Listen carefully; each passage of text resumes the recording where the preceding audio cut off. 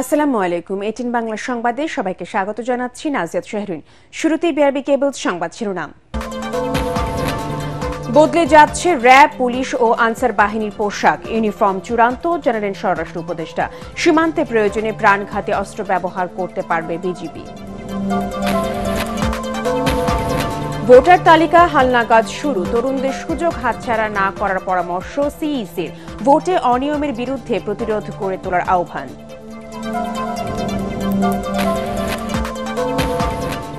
গুম, খুন আর দুঃশাসনের মাধ্যমে স্বৈরাচার আওয়ামী লীগ দেশের সব প্রতিষ্ঠান ধ্বংস করে দিয়েছে। বিএনপির সদস্য নবায়ন কার্যক্রমের উদ্বোধনী অনুষ্ঠানে তারেক রহমান। জুলাই গণ অভ্যুত্থানের ঘোষণাপত্র নিয়ে রাজনৈতিক দলগুলো ফেব্রুয়ারির মধ্যে ঐক্যমতে পৌঁছাবে, আশা প্রধান উপদেষ্টার। অন্তর্বর্তী সরকারকে যুক্তরাষ্ট্রের সমর্থন পূর্ণ ব্যক্ত। এবং মুক্তিযোদ্ধা কোটা বাদ দিয়ে 24 ঘন্টার মধ্যে মেডিকেল ভর্তি পরীক্ষার নতুন ফল প্রকাশের দাবি শিক্ষার্থীদের। কোটায় উত্তীর্ণ রেজাল্ট স্থগিত। শুনছিলেন বিআরবি কেবল সংবাদ শিরোনাম। এবারে বিস্তারিত। বদলে যাচ্ছে পুলিশ, র্যাব ও আনসারের পোশাক। নতুন ইউনিফর্ম চূড়ান্ত করেছে স্বরাষ্ট্র মন্ত্রণালয়, যা পর্যায়ক্রমে সবাইকে দেয়া হবে বলে জানান স্বরাষ্ট্র উপদেষ্টা। সচিবালয়ে আইন শৃঙ্খলা সংক্রান্ত বৈঠক শেষে তিনি বলেন, শুধু পোশাক নয়, এসব বাহিনীর মানসিকতারও পরিবর্তনের দরকার। এ সময় তিনি আরও জানান, শক্তিশালী করা হচ্ছে বিজিবি। অনুমোদন দেওয়া হয়েছে সাউন্ড গ্রেনেড ও টিয়ার শেল কেনার। সীমান্তে প্রয়োজনে প্রাণঘাতী অস্ত্র ব্যবহার করতে পারবে তারা। রিপোর্টে জানাচ্ছেন মাহবুব কবির চপল।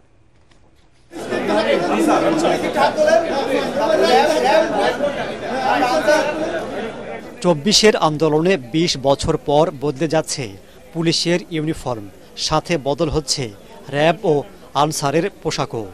এই তিনটিকে চূড়ান্ত করেছে স্বরাষ্ট্র মন্ত্রণালয়।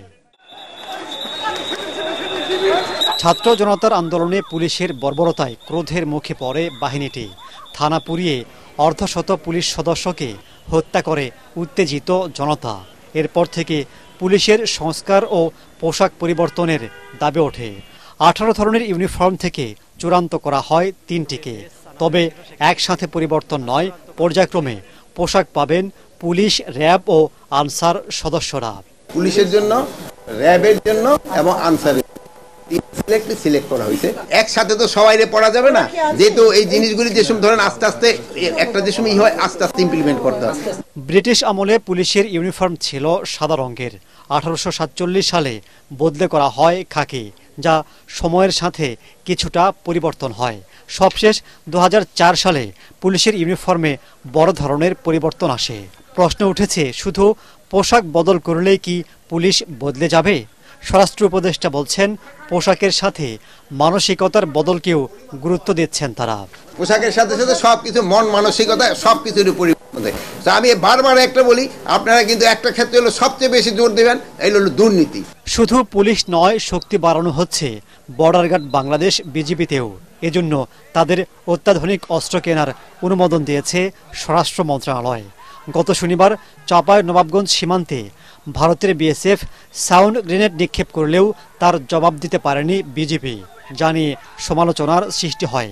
স্বরাষ্ট্র উপদেষ্টা বলেন, দেশের নিরাপত্তার স্বার্থে তারা ব্যবহার করতে পারবে প্রাণঘাতী অস্ত্র। বিজিবি কেন তারা সাউন্ড গ্রেনেড মানে নাই, বা কেন টিয়ার শেল মানে নাই, বা এইগুলি তো বিজিবির কাছে নাই, যেহেতু বিজিবির কাছে তো সব লেথাল ওয়েপন, এই জন্য তো ওইটা তো তারা মারতে পারে নাই। এই জন্য আমরা তাদের এখনো পারমিশন দিয়ে দিয়েছি এবং খুব তাড়াতাড়ি এই জিনিসগুলি ক্রয় করা হবে। ওরা কি প্রাণঘাতী কোনো অস্ত্র ইউজ করতে পারবে কিনা আমাদের বিজিবি এখন পর্যন্ত? প্রাণঘাতী অস্ত্র তো ওদের দেওয়াই আছে। প্রাণঘাতী অস্ত্র তো যেই সময় দরকার হলে, এখন যদি সেনাবাহিনীর জিজ্ঞেস করেন আপনারা প্রাণঘাতী ব্যবহার করতে পারেন কিনা, যুদ্ধ হলে কি ব্যবহার করবে, তা তো ওইটাই ব্যবহার করবে। মানে পরিস্থিতি হলো তারা ডিক্টেট করবে কোন সময় কোনটা ব্যবহার হবে।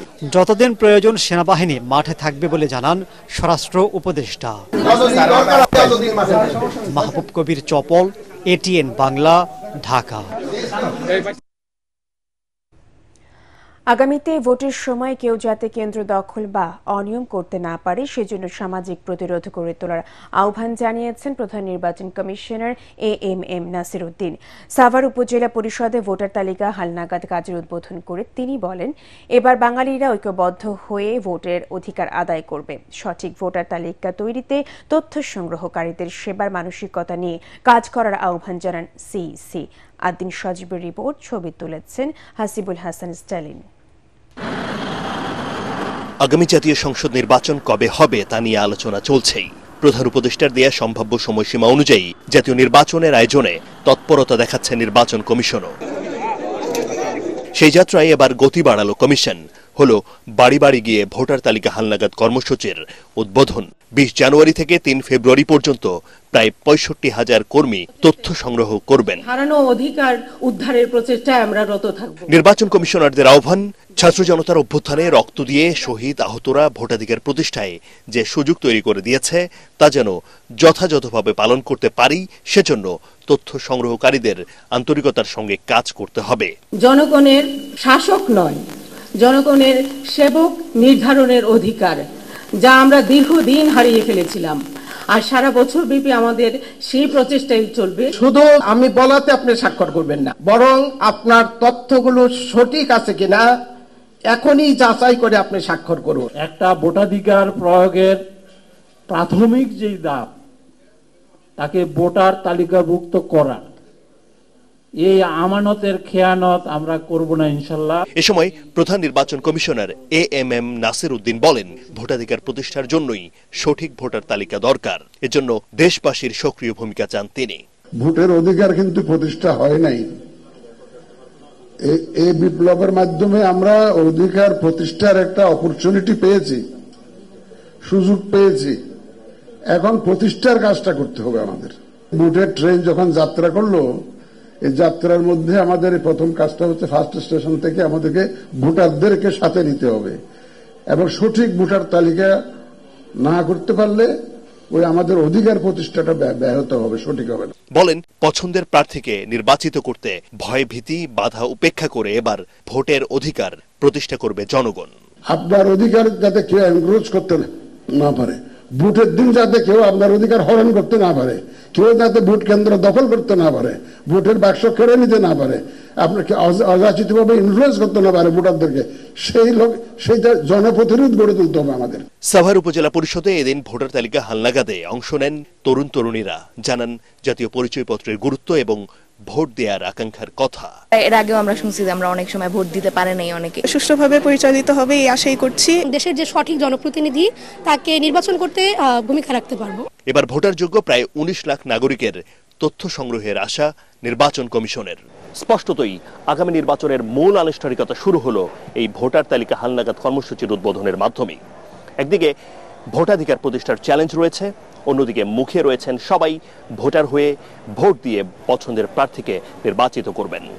সেজন্য অপেক্ষা করতে হবে সেই ঘন্টার পর্যন্ত যখন সবাই ঠিকঠাক মতো ভোটটা দিতে পারবেন এবং সোনার বাংলাদেশ গড়ার জন্য জনপ্রতিনিধি নির্বাচিত করতে পারবেন। আদিন সজীব, ATN বাংলা, সাভার, ঢাকা। খুন, গুম, দুর্নীতি আর দুঃশাসনের মাধ্যমে পতিত স্বৈরাচার আওয়ামী লীগ দেশের সব প্রতিষ্ঠান ধ্বংস করে দিয়েছে বলে অভিযোগ করেছেন বিএনপির ভারপ্রাপ্ত চেয়ারম্যান তারেক রহমান। দলের সদস্য নবায়ন কার্যক্রমে উদ্বোধন করতে গিয়ে তিনি বলেন, দেশের উপর দিয়ে বড় ধরনের একটি ঝড় গেছে, নতুন করে সবকিছু গড়ে তুলতে হবে। দলকে পুনর্গঠন করে নেতাকর্মীদের তার জন্য প্রস্তুত হওয়ার নির্দেশ দেন দলের ভারপ্রাপ্ত চেয়ারম্যান। রিপোর্ট করছেন মইনুল আহসান।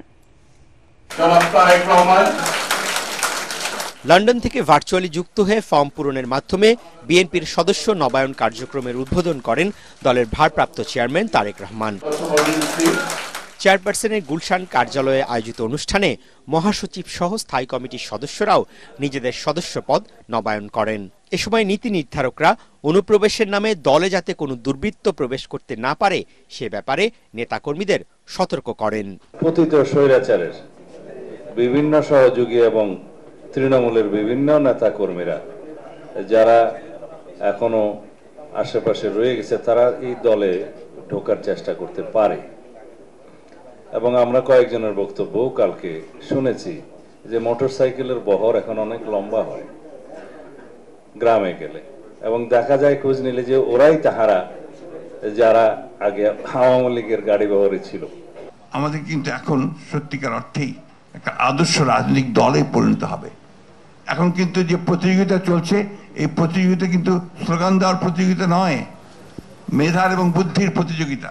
ভারপ্রাপ্ত চেয়ারম্যান তারেক রহমান বলেন, গত 15 বছর শেখ হাসিনা সরকার দেশের সব প্রতিষ্ঠান ধ্বংস করে দিয়েছে। ঐক্যবদ্ধভাবে এখন দেশ পুনর্গঠন করতে হবে। সমগ্র দেশের উপর দিয়ে একটি ঝড় প্রবাহিত হয়েছে, দেশটাকে লন্ডভন্ড করে দিয়েছে। আমাদের শত শত হাজারের কাছাকাছি নেতাকর্মী আমাদের খুন হয়েছে, গুম হয়েছে। আমাদের ভালো মানুষ দরকার, এফেক্টিভ মানুষ দরকার, প্রোডাক্টিভ মানুষ আমাদের আগামী দিনে দরকার। কারণ এই রাষ্ট্রটিকে পালিয়ে যাওয়া স্বৈরাচার অনেক পিছনে নিয়ে গেছে, ধ্বংস করে দিয়েছে বিভিন্ন জায়গাগুলো। দেশের মানুষ বিএনপির দিকে তাকিয়ে আছে মন্তব্য করে বিএনপির ভারপ্রাপ্ত চেয়ারম্যান বলেন, জনগণের সেই প্রত্যাশা পূরণে নেতাকর্মীদের নিজেদের প্রস্তুত করতে হবে। আমরা ইনশাল্লাহ জনগণের সমর্থন আমরা পাব। জনগণের সমর্থন পাবার পরে আমাদের দেশকেও পুনর্গঠন করতে হবে। দলকে যদি আমরা সঠিকভাবে পুনর্গঠন করতে না পারি, আমরা দেশকে পুনর্গঠন করতে পারবো না। দেশকে পুনর্গঠন করার জন্য, রাষ্ট্রকে মেরামত করার জন্য আমরা কিন্তু 31 দফা দেশের সামনে, দেশের মানুষের সামনে উপস্থাপন করেছি। আমরা সেটিকে যদি বাস্তবায়ন করতে হয়, অবশ্যই আমাদের দলকে ঐক্যবদ্ধ, দলকে পুনর্গঠিত করতে হবে। নীতি নির্ধারকরা জানান, আপাতত নতুন কাউকে দলে নেওয়া হবে না। কেন্দ্র থেকে তৃণমূল পর্যায়ের পুরনোরাই তাদের সদস্যপদ নবায়ন করবেন। তাদের প্রত্যাশা, এর ফলে গতি পাবে দলের সাংগঠনিক কার্যক্রম। মইনুল আহসান, এটিএন বাংলা, ঢাকা। জুলাই গণঅভ্যুত্থানের ঘোষণাপত্র নিয়ে রাজনৈতিক দলগুলো আগামী ফেব্রুয়ারির মধ্যে ঐক্যমতে পৌঁছাবে বলে আশাবাদ ব্যক্ত করেছেন প্রধান উপদেষ্টা প্রফেসর ডক্টর মোহাম্মদ ইউনুস। প্রধান উপদেষ্টার বাসভবন যমুনায় যুক্তরাষ্ট্র দূতাবাসের নতুন চার্জ দ্য অ্যাফেয়ার্স ট্রেসে এন জ্যাকবসনের সাথে সাক্ষাৎকালে তিনি এই আশাবাদ ব্যক্ত করেন।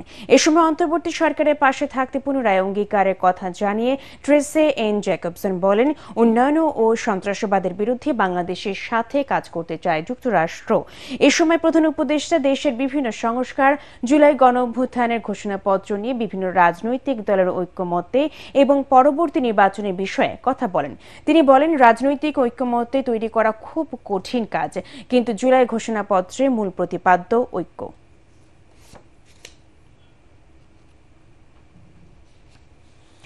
ওয়ার্ল্ড ইকোনমিক ফোরামের সম্মেলনে যোগ দিতে 4 দিনের সফরে সুইজারল্যান্ড যাচ্ছেন প্রধান উপদেষ্টা ডক্টর মোহাম্মদ ইউনুস।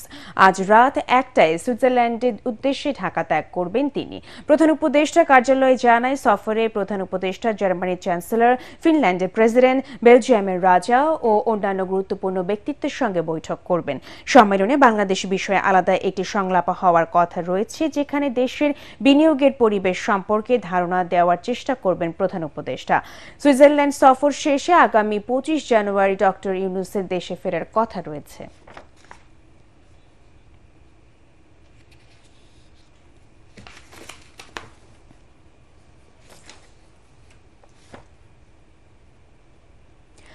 দু 2024-25 শিক্ষাবর্ষের মেডিকেল ভর্তি কার্যক্রমে 5% মুক্তিযোদ্ধা কোটা বিদ্যমান থাকবে বলে জানিয়েছে স্বাস্থ্য মন্ত্রণালয়।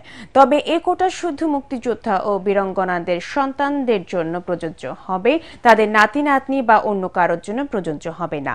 আগামী 29 জানুয়ারি পর্যন্ত মুক্তিযোদ্ধা কোটায় উত্তীর্ণদের কাগজপত্র যাচাই বাছাই করা হবে বলেও জানানো হয়েছে। স্বাস্থ্য ও পরিবার কল্যাণ মন্ত্রণালয়ে পাঠানো এক বিজ্ঞপ্তিতে এই তথ্য জানানো হয়। এই কোটার অধীনে সংরক্ষিত 269টি আসনের মধ্যে ভর্তি পরীক্ষায় উত্তীর্ণ হয়েছেন 193 জন। অবশিষ্ট 76টি আসন ইতিমধ্যে মেধা তালিকা থেকে পূরণ করা হয়েছে। এদিকে মুক্তিযোদ্ধা কোটা বাদ দিয়ে 24 ঘন্টার মধ্যে মেডিকেল ভর্তি পরীক্ষা নতুন ফল প্রকাশের দাবি জানিয়েছেন শিক্ষার্থীরা। নইলে কাল থেকে কঠোর আন্দোলনের নামার হুঁশিয়ারি তাদের। এছাড়া মেডিকেল ভর্তির পরীক্ষা পদ্ধতি বাতিলের দাবিও করেন শিক্ষার্থীরা। এ সময় তাদের সাথে একাত্মতা প্রকাশ করেন ঢাকা বিশ্ববিদ্যালয়ের শিক্ষার্থীরাও। এদিকে শিক্ষার্থীদের দাবির মুখে কোটায় উত্তীর্ণদের ফলাফল যাচাই বাছাই করার জন্য স্থগিত করা হয়েছে বলে জানিয়েছে শিক্ষা অধিদপ্তর। মাজহারুল হক মুহাজিরের রিপোর্ট।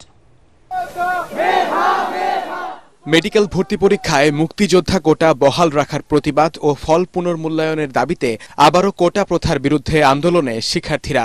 কেন্দ্রীয় শহীদ মিনারে আবারও চিরচেনা সেই স্লোগান, কোটা না মেধা, মেধা মেধা। মেডিকেলে কোনো মুক্তিযোদ্ধা কোটা চান না উল্লেখ করে আন্দোলনকারী শিক্ষার্থীরা বলেন, ভর্তি পরীক্ষা পদ্ধতির পরিবর্তন আনতে হবে। পরীক্ষার পর উত্তরসহ ফলাফল প্রকাশের দাবিও জানান তারা। এ সময় মুক্তিযোদ্ধা কোটা বাদ দিয়ে মেডিকেল ভর্তি পরীক্ষার ফল পুনর্মূল্যায়নে আলটিমেটাম দেন শিক্ষার্থীরা।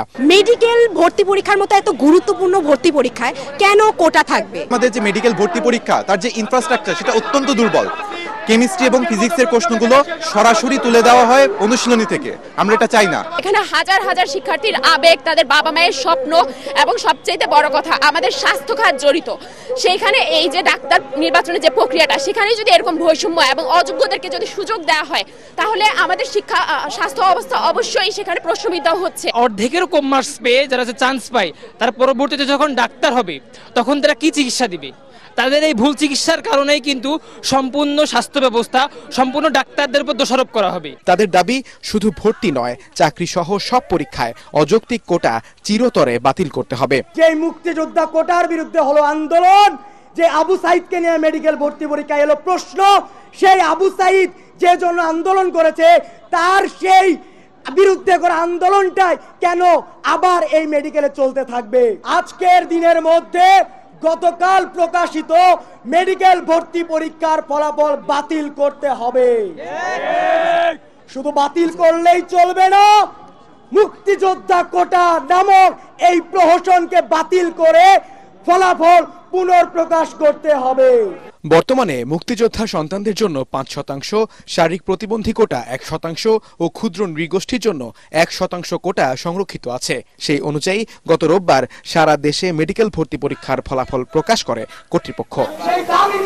আসহারুল হক মুহাজির, এটিএন বাংলা, ঢাকা। আন্তর্জাতিক অপরাধ ট্রাইব্যুনালের বিচারিক এখতিয়ার নিয়ে প্রশ্ন তুলেছেন সাবেক সেনা কর্মকর্তা জিয়াউল আহসানের আইনজীবী। শুনানি শেষে এ বিষয়ে আদেশের জন্য বুধবার দিন ঠিক করেছেন বিচারপতি গোলাম মুর্তুজা মজুমদারের নেতৃত্বাধীন 3 সদস্যের tribunal. Chief prosecutor Tajul Islam বলেন, ট্রাইব্যুনালের এখতিয়ার নিয়ে প্রশ্ন তোলার কোনো সুযোগ নেই। এই দিন পুলিশের সাবেক এসি তানজিল আহমেদ সহ 3 পুলিশ সদস্যকে কারাগারে পাঠানোর আদেশ দেন আদালত। হুমায়ুন চিস্তির রিপোর্ট।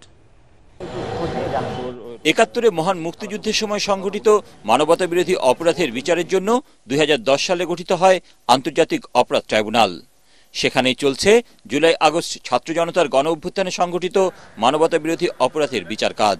ট্রাইব্যুনালের বিচারিক এখতিয়ার নিয়ে প্রশ্ন তুলে গত 20 নভেম্বর আবেদন করেন সাবেক সেনা কর্মকর্তা জিয়াউল আহসানের আইনজীবী। সোমবার শুনানিতে আবেদনের পক্ষে যুক্তি তুলে ধরেন তারা। 1971-এ যে যুদ্ধ হয়েছিল, সেই যুদ্ধের যে অপরাধী ছিল তাদেরকে বিচার করার জন্য এই ট্রাইব্যুনালটা গঠিত হয়েছিল। এখন যে বিচারটা হচ্ছে সেটা হচ্ছে জুলাই আগস্ট। এটা হচ্ছে একটা পলিটিক্যাল বিষয় ছিল, এটা কোনো যুদ্ধ ছিল না, স্বাধীনতার যুদ্ধ ছিল না। চিফ প্রসিকিউটর তাজুল ইসলাম বলেন, ট্রাইব্যুনালের এখতিয়ার নিয়ে প্রশ্ন তুলে আসামি পক্ষ যে যুক্তি উপস্থাপন করেছে তা ভিত্তিহীন।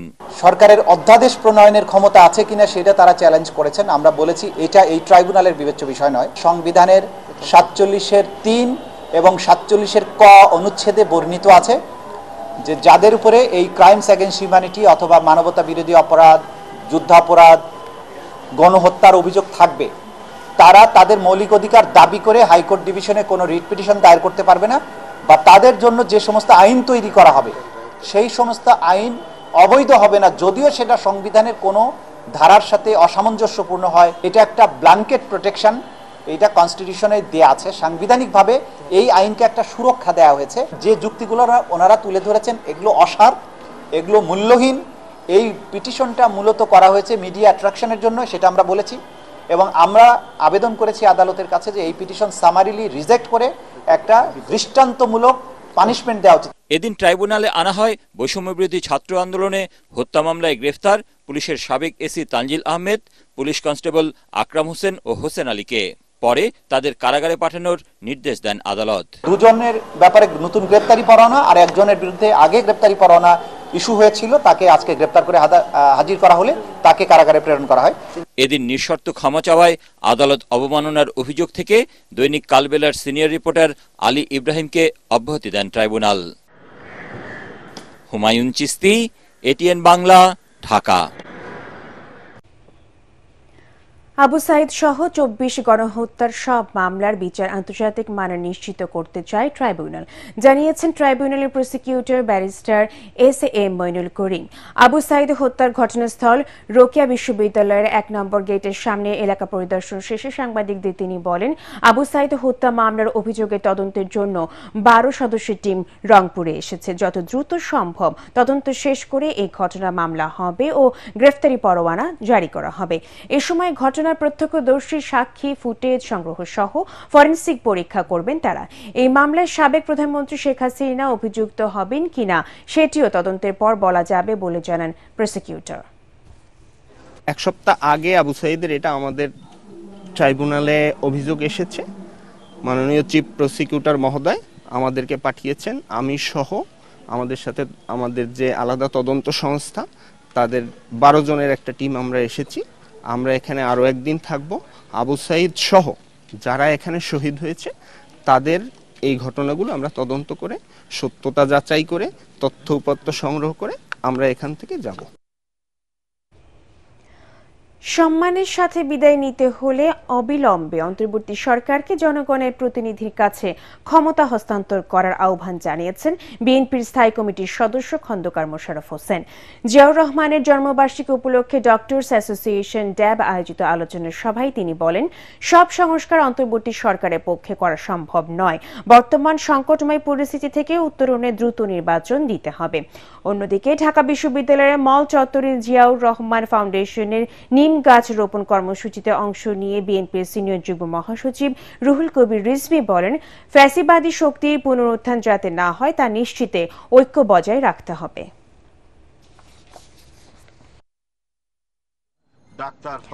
বিগত ফ্যাসিস্ট সরকার শুধু জনগণ নয়, গণমাধ্যমের উপরও চরম নির্যাতন করেছে বলে জানিয়েছেন জামায়াতে ইসলামের আমির ডাক্তার শফিকুর রহমান। দৈনিক সংগ্রামের সুবর্ণ জয়ন্তী উপলক্ষে পত্রিকাটির কার্যালয়ে আলোচনা সভায় তিনি বলেন, রাষ্ট্রের চতুর্থ স্তম্ভ হল গণমাধ্যম।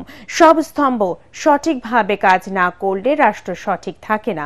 অনুষ্ঠানে দৈনিক সংগ্রাম কর্তৃপক্ষকে ফুল দিয়ে শুভেচ্ছা জানান বিভিন্ন রাজনৈতিক, সামাজিক, সাংস্কৃতিক ও পেশাজীবী সংগঠনের নেতারা।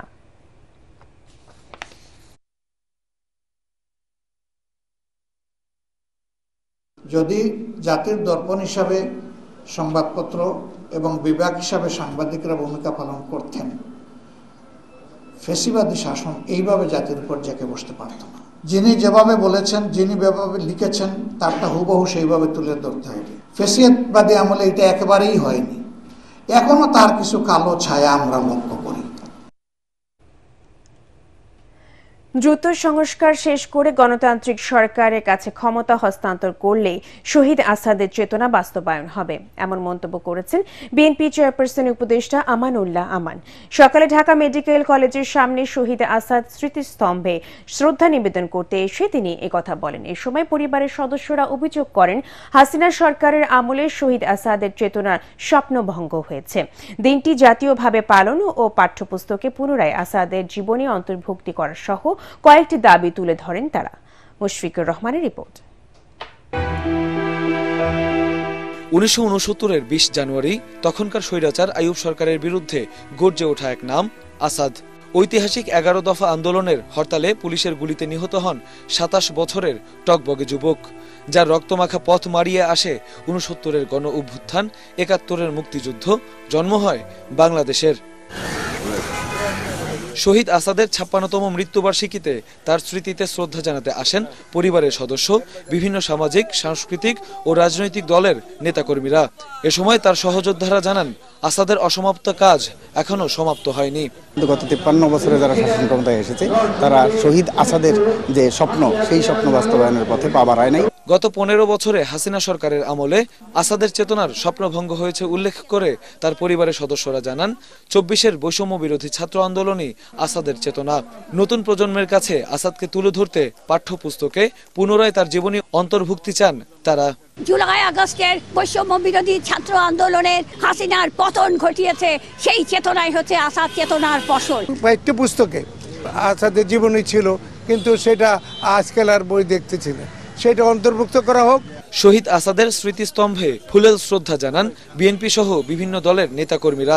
সকল শহীদের স্বপ্ন বাস্তবায়নে বিএনপি কাজ করবে বলে জানান দলটির নেতারা। আমরা চাই যে অবিলম্বে অন্তর্বর্তীকালীন সরকার একটি নির্বাচনী রোডম্যাপ দেবেন এবং তার মাধ্যমে যত দ্রুত সম্ভব সংস্কারগুলি প্রায় শেষ, সেই সংস্কার শেষ করে দ্রুত নির্বাচনের মাধ্যমে গণতান্ত্রিক সরকারের কাছে ক্ষমতা হস্তান্তর করবে। এটাই শহীদ আসাদদের যে প্রত্যাশা ছিল, তাদের যে রক্তদান, সেই প্রত্যাশা পূরণ হবে।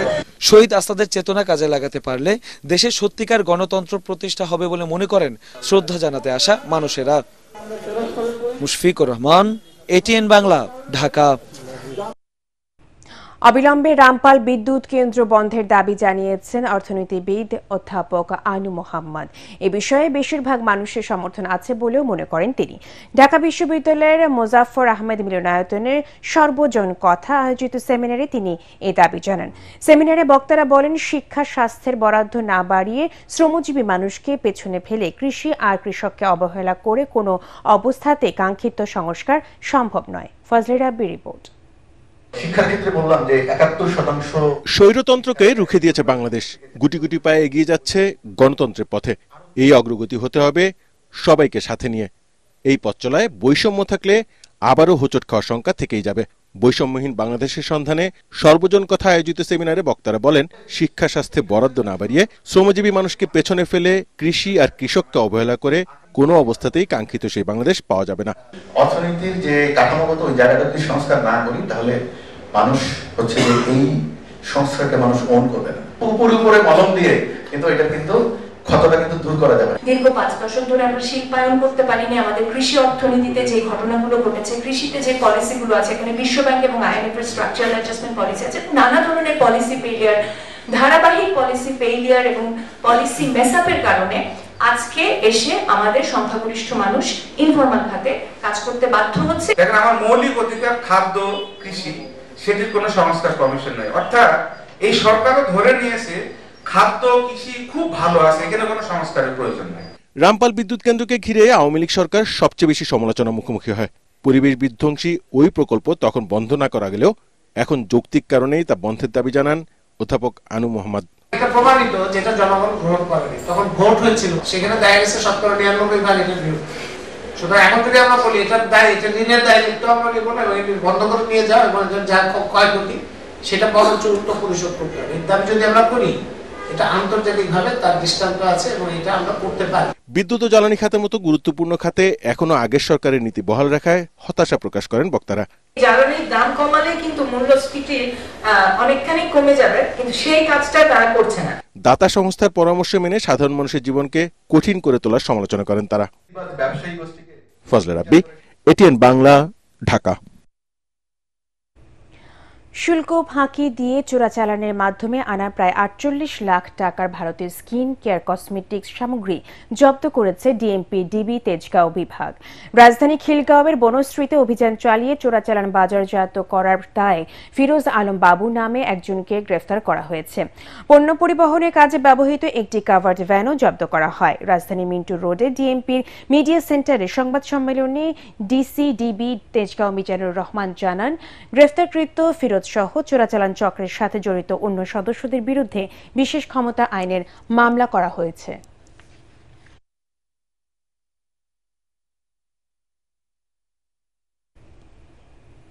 আল আরাফা ইসলামী ব্যাংক অর্থ সংবাদ।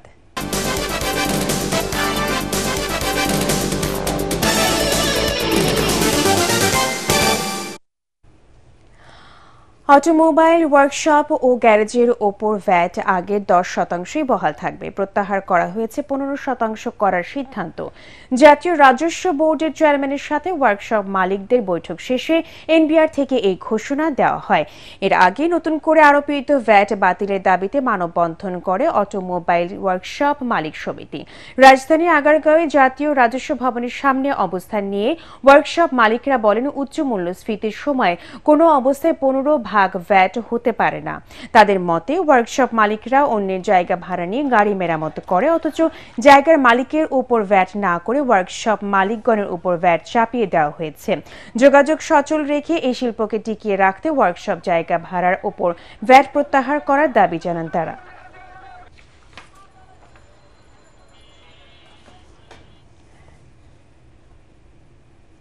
চট্টগ্রামের বাঁশখালী, চাঁদপুর, কাদেরিয়া, হেফজখানা ও এতিমখানায় 26তম বার্ষিক সভা ও খাজা মঈনুদ্দিন আজমিরি রহমতুল্লাহ আলাইহের বার্ষিক ফাতিহা পাঠ সহ নানা আয়োজন পালিত হয়েছে।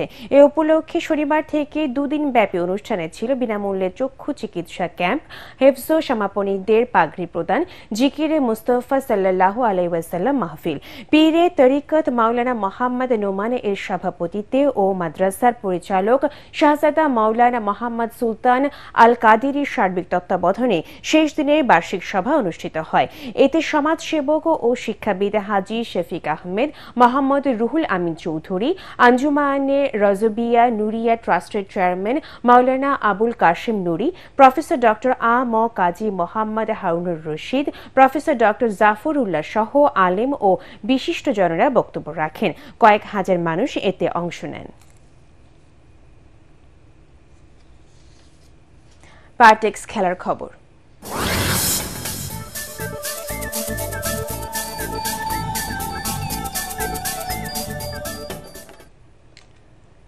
দুর্বার রাজশাহীকে 111 রানে হারিয়ে বিপিএল এ পয়েন্ট টেবিলে সেরা 2-এ উঠেছে চিটাগং কিংস। জহুর আহমেদ চৌধুরী স্টেডিয়ামে চিটাগংয়ের দেয়া 192 রানের জবাবে 80 রানে গুটিয়ে যায় রাজশাহীর ইনিংস। শরীফুল আর নাইম নেন 2টি করে উইকেট। এর আগে নাইম ইসলামের 41 বলে 56 আর গ্রাহাম ক্লার্কের 28 বলে 45 রানের ইনিংস চিটাগংকে বড় সংগ্রহের ভিত এনে দেয়। এরপর মোহাম্মদ মিথুনে 32 আর হায়দার আলী 25 রানের ক্যামিওতে 8 উইকেটে 191 রানের চ্যালেঞ্জিং স্কোর করে চিটাগং। এ নিয়ে 8ম ম্যাচে 5ম জয় পেয়েছে মিথুনের দল। শেষ করার আগে বিআরবি কেবল সংবাদ শিরোনামগুলো জানিয়ে দিব আরও একবার। বদলে যাচ্ছে র্যাব, পুলিশ ও আনসার বাহিনীর পোশাক, ইউনিফর্ম চূড়ান্ত, জানালেন স্বরাষ্ট্র উপদেষ্টা। সীমান্তে প্রয়োজনে প্রাণঘাতী অস্ত্র ব্যবহার করতে পারবে বিজিবি। ভোটার তালিকা হালনাগাদ শুরু, তরুণদের সুযোগ হাতছাড়া না করার পরামর্শ সিইসির। ভোটে অনিয়মের বিরুদ্ধে প্রতিরোধ গড়ে তোলার আহ্বান।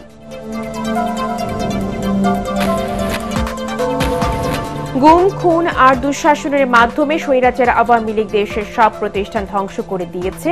বিএনপির সদস্য নবায়ন কার্যক্রমের উদ্বোধনী অনুষ্ঠানে তারেক রহমান। জুলাই গণঅভ্যুত্থানের ঘোষণাপত্র নিয়ে রাজনৈতিক দলগুলো ফেব্রুয়ারির মধ্যে ঐক্যমত্যে পৌঁছাবে আশা প্রধান উপদেষ্টার। অন্তর্বর্তী সরকারকে যুক্তরাষ্ট্রের সমর্থন পুনর্ব্যক্ত। এবং মুক্তিযোদ্ধা কোটা বাদ দিয়ে 24 ঘন্টার মধ্যে মেডিকেল ভর্তি পরীক্ষা নতুন ফল প্রকাশের দাবি শিক্ষার্থীদের।